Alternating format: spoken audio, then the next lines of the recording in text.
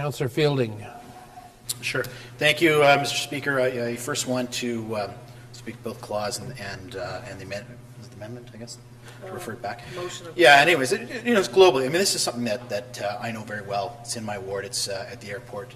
I think this is something that been embraced very much so by the federal government, by the provincial government, and by the city. I think it has the dramatic potential to, in my opinion, really revolutionize, if done right, our city's economy. We know we're based on transportation. We know that we're, at a hub, a point where we can really take advantage of our transportation links, whether it be flying, whether it be the truck route or rail that's there.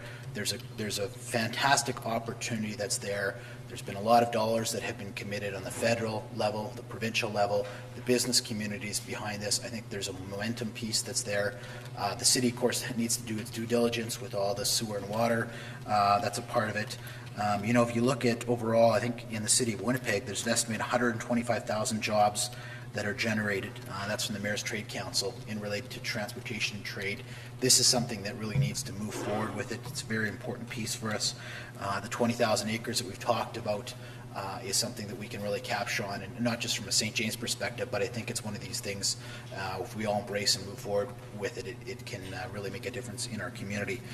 Just to talk about some of the issues, payback, obviously incorporated in this report is the amount of money that we're putting up, the 8.5, that's paid back through incremental taxes. So there will be a payback process that's there, return on investments, if you will. The piece that we're talking about with the roster, of course, is the segment 1A, which is the starting piece that allows CentrePort to going forward. This is a really important piece for CentrePort too. When they're attracting businesses, they're talking about what's going on in the city, showing this commitment from all three levels of government, and having that servicing ability can really attract businesses. So I can tell you it's very, very important.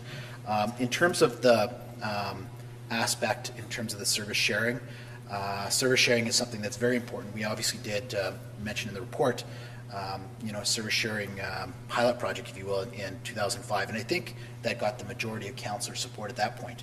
But I just want to repeat in terms of some of the aspects of it. Government to government, all consistent with Winnipeg's future capacity and services.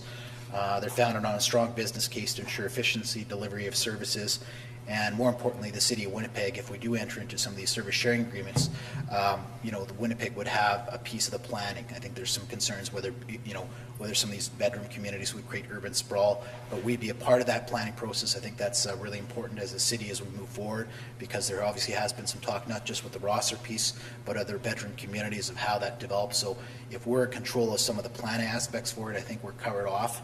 I think it makes a lot of sense. We've done, like say, a pilot project in this in 2005, which is well supported.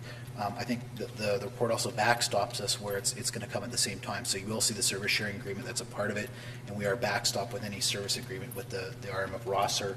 The First Nations issues, well, I think that was dealt with at the committee, and there's some discussion that the provincial minister should be a part of those discussions. I think those discussions are underway, and as we move forward, I think that the report gives us forward. I think it's really important that we get an endorsement from council in terms of this, because it really is an important project. There's always talk of, what developments happen in the city of Winnipeg.